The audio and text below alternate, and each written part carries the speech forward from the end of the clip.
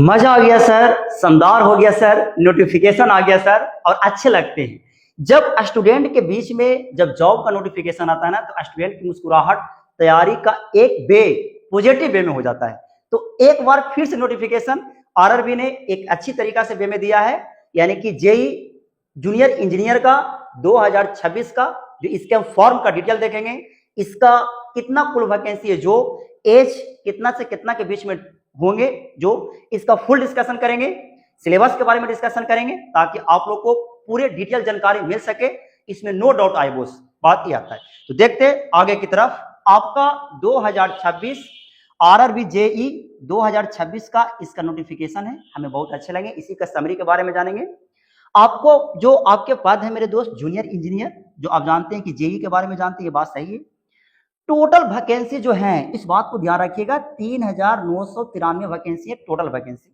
तो हमें लगता है कि इसमें कोई डाउट ना होना चाहिए। आपको ये भी बताया गया है कि इसमें जो स्केल पे जो होगा ना, यानी कि पे स्केल जो होंगे लेवल 6 का होगा। शुरुआती वेतन 35,400 रुपया से स्टार्ट होंगे। ये अच्छी बात है कि सर 35,400 से स्टार्टिंग है, मजा आता है। मोटिवेशन अंदर से जॉब के बारे में तभी आते हैं जब उसमें थोड़ा सा रुतबा आते हैं और उसमें पैसा आते हैं, तब आता है मोटिवेशन। बात ये आगे देखते हैं जी। अगर बात ये कह दिया जाए कि यहाँ पे, तो आपको ये पता होना चाहिए कि सर इसमें आयु जो होंगे आपको 18 से 33 साल की जिनकी आयु जो होगा वो मेरे दोस्त वो व्यक्ति डाल सकते हैं। आपके 1 यानी कि 1 तारीख 1वां महीना 2027 के अनुसार से अगर हम देखें तो यहाँ आयु की जो आपको सीमा जो मिलेंगे रिलैक्सेशन, SC ST को 5 साल वर्ष के लिए, ओबीसी और एनसीएल के लिए कितना 3 साल के लिए छूट मिलेगा। बात यह आया। अगर हम बात यहाँ से करें मेरे दोस्त, तो आवेदन की तिथियां जो हैं, इसके आवेदन की तिथि ये बात आते हैं कि सर क्या डेट है, ऑनलाइन कितना कौन तारीख को होगा, हम इसके बारे में भी डिस्कशन करेंगे। आपको पता इस बात का होना चाहिए कि सर जेई का आवेदन का शुरू जो होगा ना 14 अगस्त से शुरू हो गए।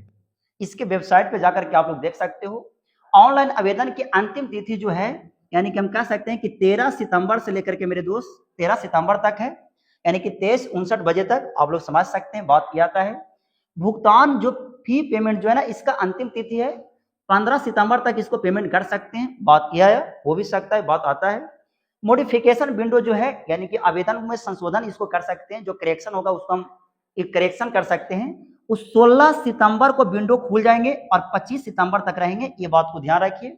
सुधारने के लिए आपको शुल्क दिए जाएंगे 250 रुपया। तो इस पे हल्का सा ध्यान दीजिएगा कि जब हम क्वेश्चन को फॉर्म को फिलअप कर रहे होते हैं ना, तो वहां पे थोड़ा सा हम सब अटेंशन के साथ क्वेश्चन को फिलअप करेंगे ताकि कहीं एरर ना हो, ना तो ऊपर से हमसे 250 रुपया ले लिए जाएंगे। ये बात को समझ लिया जाए, ये होते हैं। तो हम सब कह सकते हैं कि गलती कीजिएगा उसका तो भुगतान करना पड़ेगा। अगर हम आगे की तरफ देखें तो इसका परीक्षा के पैटर्न और नेगेटिव मार्किंग के बारे में देखते हैं कि क्या बात आते हैं जो, तो अच्छी बात है सर, क्या हो सकता है जो परीक्षा के पैटर्न और नेगेटिव मार्किंग अगर देखें तो हम कह सकते हैं कि सर जी अगर 1/3 इसका नेगेटिव मार्किंग है, 1/3 का मतलब ये हुआ कि अगर आप 3 क्वेश्चन को गलत करते हैं तो एक सही क्वेश्चन को काट दिए जाते हैं।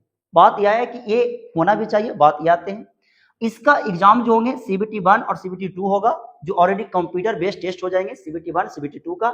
इसके पेपर के बारे में भी हम चर्चा करते हैं, टेंशन नहीं लीजिएगा, अच्छी तरीके से चर्चा करेंगे। आप वीडियो में बने रहिए अच्छी तरीके से ताकि आप लोग को कहीं से कोई दिक्कत ना हो, कोई प्रॉब्लम नहीं होना चाहिए। और जिंदगी का मकसद ये हो कि अगर किसी को प्रॉब्लम ना हो तो आप बहुत आगे तक जा सकते हैं। देखिए CBT 1 जो है ना, कंप्यूटर बेस्ड टेस्ट जो होंगे ना, आपको इसमें कुल समय जो दिए जाएंगे मेरे दोस्त 90 मिनट, मतलब आप समझते हैं कि 1.5 घंटा। बात किया आया। आपको गणित से जो क्वेश्चन आएंगे मैथमेटिक्स से, यानी कि 30 प्रश्न रहेंगे बोस, और आपको 30 अंक रहेंगे। बात किया जाता है।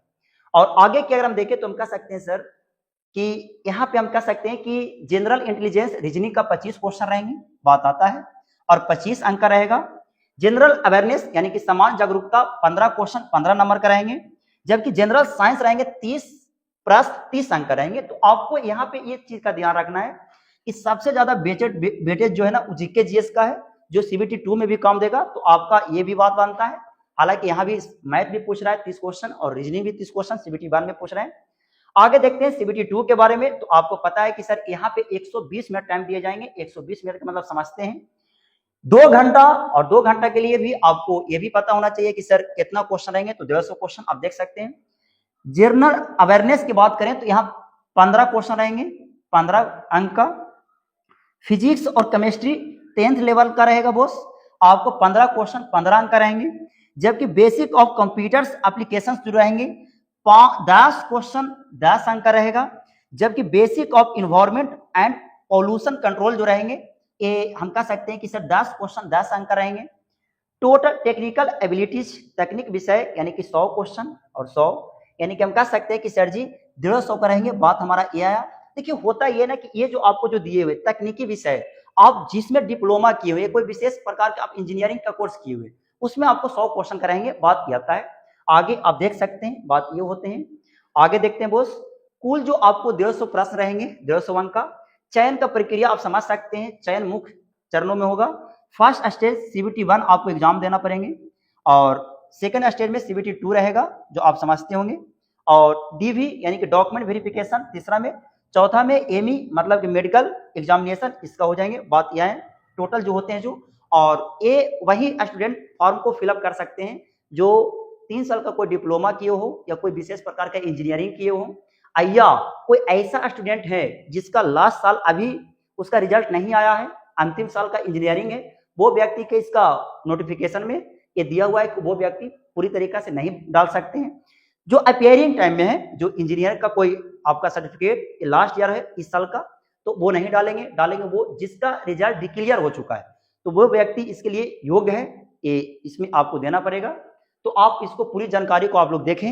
अगर आपको तैयारी करनी है अच्छी तरीके से तो हम चाहते हैं कि किसी भी एग्जाम को टारगेट करना है टोटल उसका मेन बेनिफिट होता है PYQ क्वेश्चन। अब PYQ क्वेश्चन के इर्द गिर्द हमेशा तैयारी करते रहें।